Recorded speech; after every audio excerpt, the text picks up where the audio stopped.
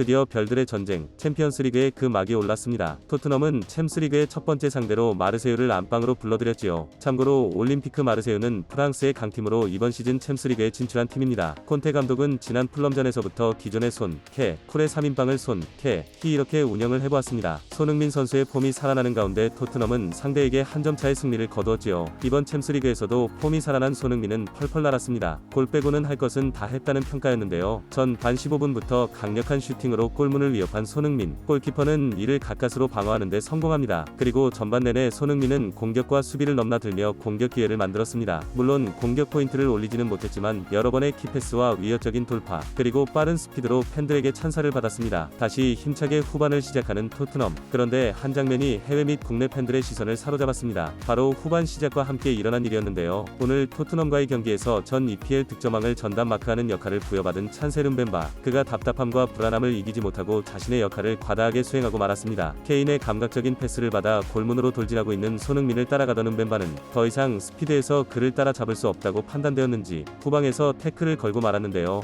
물론 이 태클로 손흥민 선수는 넘어질 수밖에 없었습니다. 이 무리수가 넘치는 플레이를 본 심판은 곧장 휘슬을 불고 레드카드를 꺼내 들었습니다. 누구나가 이해할 만한 판정. 그러나 심판의 결정을 마르세유의 에릭 바이는 강력하게 항의했는데요. 그런 그 역시 옐로 카드를 받게 되었습니다. 후반 시작과 함께 핵심 수비수를 잃게 된 마르세유는 전체적으로 진영이 후퇴하면서 역습을 노리는 전략을 주로 썼는데요. 손흥민은 후방으로 후퇴한 미드필더들의 압박을 받았습니다. 어떻게든 전 시즌 득점왕의 발을 묶어놓겠다는 의도가 굉장히 다분해 보였습니다. 10명으로 줄어든 상대팀의 압박을 그대로 견디는 손흥민. 이 덕분에 수비에서 비교적 자유로울 수 있었던 선수가 있었는데요. 바로 히샬리송 선수입니다. 전반 31분 그는 골문 앞에서 거의 노마크 헤더골로 첫 골맛을 봤습니다. 그리고 5분 후 비슷한 위치에서 또다시 헤더골로 두 번째 골을 넣어 쐐기를 박았습니다. 전문가들은 히샬리송의 감각적인 헤더골에 대해서 극찬하면서도 손흥민의 움직임에 대해서 칭찬을 아끼지 않았는데요. 콘테 감독의 말대로 그는 골을 넣든 넣지 않든 팀의 긍정적인 에너지는 불어넣는 보석 같은 선수이다. 최근 몇 경기를 통해 손흥민의 폼이 제대로 살아나고 있다. 그런데 한 해설가는 약간 격앙된 어조로 다음과 같은 말을 했는데요. 수비수 입장에서는 반칙을 해서라도 막을 정도로 손흥민의 돌파력은 위협적이다. 그런데 꼭 이렇게밖에 할 수 없는 건가? 그렇습니다. 마지막 발언에서 보실 수 있듯이 폭발적인 순간 스피드와 빠르고 영리한 공간 지각 능력으로 돌파를 시도하는 손흥민을 막을 방법을 반칙밖에 없어 보이기는 합니다. 지난 풀럼전에서는 데코르도바 리드 선수가 손흥민에게 무리한 태클을 하다 카드를 받았고, 이는 첼시전과 노팅엄전에서도 마찬가지 양상이었습니다. 결정적인 역습 찬스를 받은 첼시전에서 상대 수비수 리스 제임스는